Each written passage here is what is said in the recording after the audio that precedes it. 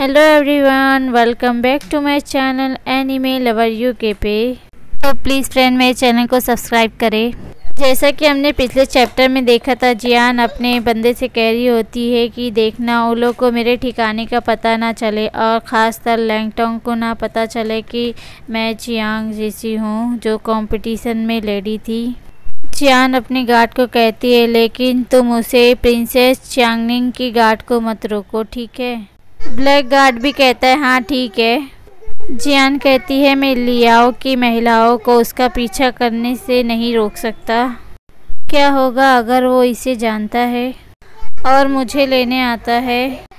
फिर जियान जाते हुए देखती है, पीछे मुड़ के वहाँ पे डुआन लिंग्यू का दोस्त डुआंग फेंग जा रहा होता है। वो भी काफ़ी ज़्यादा उदास होता है। जियान आवाज़ देके पूछती है, डुआंग फेंग अब तुम्हारा यंग मास्टर कैसा है। अब डुआंग फेंग जियान को उसकी सिचुएशन बताता है। कहता है, डुआन लिंग्यू की तबीयत दिन ब दिन ख़राब होते जा रही है। अगर उस लड़की को नहीं देखा तो मुझे डर है मेड ऑटम फेस्टिवल नहीं बना सकता। जियान पूछता है, क्या वो इस समय बेडरूम में है अपने। डुआंग फेंग रोते हुए बताता है कि वो ज़्यादातर उस झील के किनारे रुकता है और उस लड़की का इंतज़ार करता है। जियान काफ़ी ज़्यादा परेशान होते हुए कहती, क्या वो बहुत ज़्यादा दुखी है। जियान कहती है, डुआन लिंग्यू इस समय बहुत ही ज़्यादा डिफ़िकल्ट सिचुएशन में है। जियान वरिड होते हुए कहती है, लगता है इसमें मेरी ही गलती है। फिर हमें डुआन लिंग्यू का सीन दिखाया जाता है जो झील के किनारे खड़ा होता है। वहाँ पे हमें जियान को दिखाया जाता है जो असल में वो चोर लड़की बन के आई होती है और उसे डुआन लिंग्यू देख के काफ़ी ज़्यादा खुश हो जाता है। डुआन लिंग्यू उसको देख के कहता है, मुझे पता था कि तुम ज़रूर आओगी यहाँ पे एक दिन। जियान अपने मन में कहती, ये एक अच्छा सौदा है। जब तक मैं उसे खुद को देखने देती हूँ ये मेरे लिए काफ़ी ज़्यादा अच्छा है। जियान कहती है, मैं यहाँ बहुत सारे पैसे पा सकता हूँ, मुझे तो यहाँ ज़रूर आना चाहिए। डुआन लिंग्यू कहता है, तो आप यहाँ जेट पेंडन और पैसे लेने आए हैं। तभी डुआन लिंग्यू जियान के करीब आने लगता है। जियान कहती है, आप मेरे पास मत आइए, बस आप वहीं खड़े रहे। और डुआन लिंग्यू कहता है, क्या आप मुझसे डर रहे हो। जियान कहती है, मैं तो बस यही जानना चाहती थी कि आप मुझसे मिलने के लिए इतने बेताब क्यों है। डुआन लिंग्यू कहता है, मेरी महिला, मैंने तुम्हारा शरीर देखा है। क्या आप नहीं चाहती कि मैं आपकी जिम्मेदारी लूं। जियान को तो डुआन लिंग्यू की ऐसे बातों से सुन के बेचारी को ऐसा झटका लगता है। बेचारे इसकी शरीर से सारी आत्माएं बाहर भागने लग जाती है। और जियान कहती है कि पहले ज़माने में तो महिलाओं को सम्मान देने के लिए माय लेडी कहा जाता था और पुरुषों को माय लॉर्ड। ये बिल्कुल भी सच नहीं है। जियान कहती है, बुक में तो डुआन लिंग्यू के बारे में लिखा था कि वो काफ़ी ज़्यादा कठोर और काफ़ी गुस्से वाला है और यहाँ तक कि उसने अपनी सारी रखेलों को अपनी जान बचाने के लिए मार दिया था। जियान कहती है, मैं एक चोर के अलावा कुछ नहीं हूँ। सर प्लीज़ मेरी तलाश करना बंद कर दीजिए यहाँ मैं भविष्य में, वरना मैं इस राजधानी शहर में नहीं रह पाऊँगी। और जियान वहाँ से जैसी निकल रही होती है तभी डुआन लिंग्यू कहता है, मेरी वाइफ बन जाए, आप मुझ पे हमेशा भरोसा कर सकती है। डुआन लिंग्यू के इतने जोश और इतने एक्साइटमेंट को देख के जियान बेचारी डर जाती है और कहती है, तुम इसके बारे में भूल जाओ परवट। जियान डुआन लिंग्यू कहती है, मैं बस आपसे इतना कहना चाहती हूँ कि बस मैं आपके पास अब नहीं आऊँगी, गुड बाय। जियान जा रही होती तभी डुआन लिंग्यू इसके सामने आके खड़ा हो जाता है और कहता है, क्या आप मुझे छोड़ना चाहते हैं। जियान कहती है, सर आप क्या करना चाहते हैं। डुआन लिंग्यू सैड होते हुए कहता है, मैं आपका काफ़ी समय से इंतज़ार कर रहा हूँ और तुम मुझे यहाँ गुड बाय करने के लिए आई हो और मैं बहुत ही ज़्यादा सैड फील करता हूँ।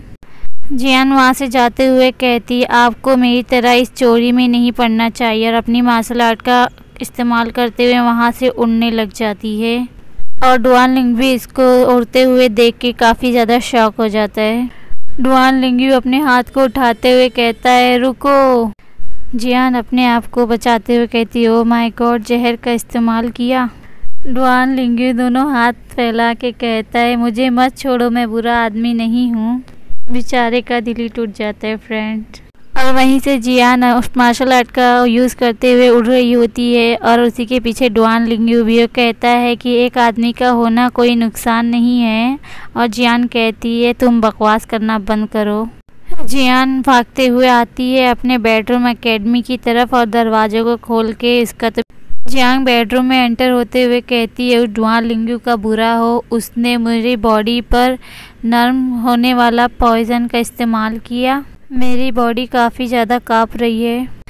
तभी जियान को खटखटाने की आवाज़ आती है और उसकी आंखें फटी की फटी रह जाती है और डुआन लिंग्यू काफ़ी तेज़ से दरवाज़ों को ठोक रहा था। तभी डुआन लिंग्यू रूम में एंटर होते हुए कहता है काफ़ी ज़्यादा गुस्से में, जियांग रू, क्या तुमने किसी लड़की को देखा है जो टोपी पहनी हुई थी? और जियान भी डरते हुए कहती है नहीं नहीं, और जियान बेचारी ब्लैंकेट के अंदर छुपी होती है। तभी ही डुआन लिंग्यू के हाथ में वो टोपी लग जाती है और जियांग रू से कहता है ये क्या है? जियान उस टोपी को देखते हुए काफ़ी ज़्यादा डर रही होती है। कहती है होली ग्रीफ, मैंने इसे समय रहते हुए ज़मीन पे फेंक दिया और वक्त रहते हुए इसे हटाया नहीं। डुआन लिंग्यू जियान के करीब जाके पूछता है वो कहाँ है? और जियान घबराते हुए कहता है मैं वाकई में नहीं जानता हूँ। जियान कहता है मैं तो बस सो रहा था। तभी ही डुआन लिंग्यू जियान के ऊपर की चादर खींचते हुए कहता है हटो वहाँ से। और ये तो डुआन लिंग्यू देख के काफ़ी ज़्यादा शॉक हो जाता है।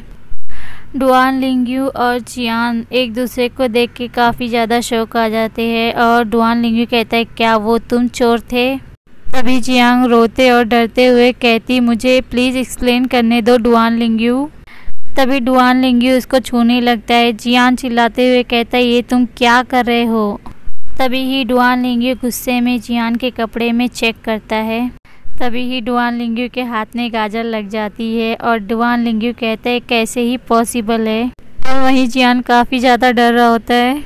जियान कहती है खुशनसीबी से हर वक्त हर समय मैंने अपने शरीर पर एक आदमी के रूप में छुपाता रहा हूँ।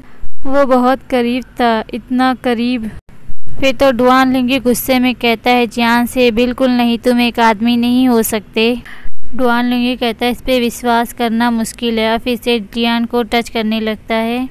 जियान डरते हुए कहती हालांकि मैंने अपने ब्रेस्ट को बांधा है फिर भी ये इतना अजीब है कि वो उन हिस्सों को छूता रहता है। और जियान काफ़ी ज़्यादा स्ट्रगल कर रही होती है। डुआन लिंग्यू गुस्से से कहता है तुम्हारी हिम्मत कैसे हुई मुझे मूर्ख बनाने की? डुआन लिंग्यू जियान को मारने के लिए आगे बढ़ा होता है। तभी जियान कहता है कि मैं तो बस आपकी मदद करना चाहता था। फिर जियान कहता है कि तुम बहुत ज़्यादा प्यार करने वाले बंदे हो और मुझे तुम्हें ऐसे मरते हुए देखने की हिम्मत नहीं हुई, इसीलिए मैंने ऐसा किया। डुआन लिंग्यू गुस्से में जियान पे अटैक करते हुए कहता है झूठे। और जियान डुआन के अटैक को डॉज कर लेती है। डुआन लिंग्यू कहता है हमारा परिवार आपस में कभी भी अच्छे नहीं रहे।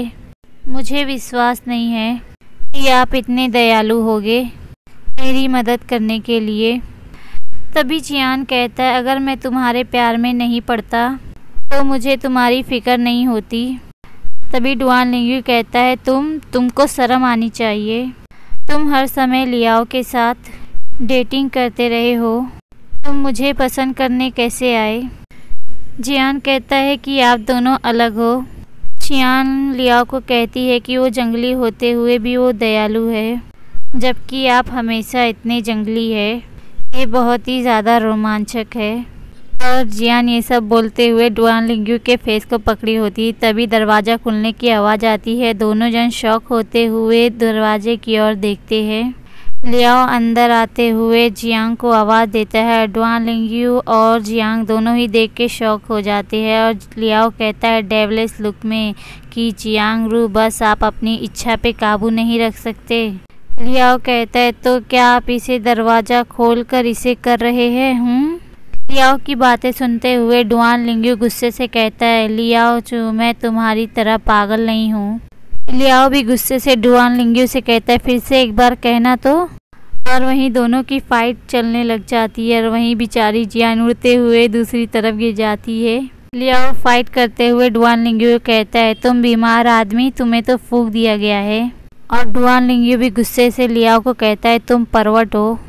तभी जियान अपनी गिलास को टूटते हुए देखती है और काफ़ी ज़्यादा शॉक हो जाती है। फिर उसके बाद उसकी केटली चाय की और जियान चिल्लाते हुए कहती क्या तुम लोग लड़ने के लिए बाहर नहीं जा सकते हो, नहीं तो वरना मैं हर सामान का तुमसे पैसा वसूल करूँगी, तुम्हें पैसे देने होंगे। लियाओ चिल्लाते हुए कहता है माफ़ करना लेकिन तुम अपने सामानों की चिंता कर रहे हो, तुम्हें ऐसा बोलते हुए देख मुझे काफ़ी ज़्यादा गुस्सा आ रहा है। डुआन लिंग्यू भी गुस्से से जियान को चिल्लाते हुए कहता है पहले तो तुमने एक लड़की का कपड़ा पहन के मुझे बेवकूफ़ बनाया और अब तुम मुझे धोखा देने की कोशिश कर रहे हो। फिर तो जियान उन लोग की डांट सुन के काफ़ी ज़्यादा रोने लग जाती है और चिल्लाते हुए कह रही होती मेरी मोती, मेरा शानदार कपड़ा, मेरा फ्रेम, और वो लोग काफ़ी ज़्यादा सामान तोड़ फोड़ कर रहे होते लियाओ और डुआन लिंग्यू। जियान रोते हुए कहती तुम दोनों लड़ना बंद करो और मेरी सामानों को तोड़ो मत ऐसे, मेरे पैसे। तभी जियान के दोनों ब्रदर आते हुए कहते हो क्या कर रहे हो। जियान अपने भाइयों से कहती आपको कौन सी चीज़ यहाँ ले आई। जियान के दोनों भाई जियान के करीब आते हुए कहते ओ छोटो भाई तुमने ये लड़की के कपड़े क्यों पहने हैं। बेचारी जियान भी अपने भाइयों के सवाल सोच के कहती है क्या बोलूँ। तभी डुआन लिंग्यू आगे आते हुए जियान को पीछे ढकेलते हुए उनके भाइयों को बताता है कि जियांग रू ने खुद को छुपा लिया और मुझे बहकाने के लिए एक औरत के तौर पे, पर खुशनसीबी से मैंने इसी समय पे मालूम किया, उल्टा मैं जानबूझकर उसके प्यार में पड़ जाता।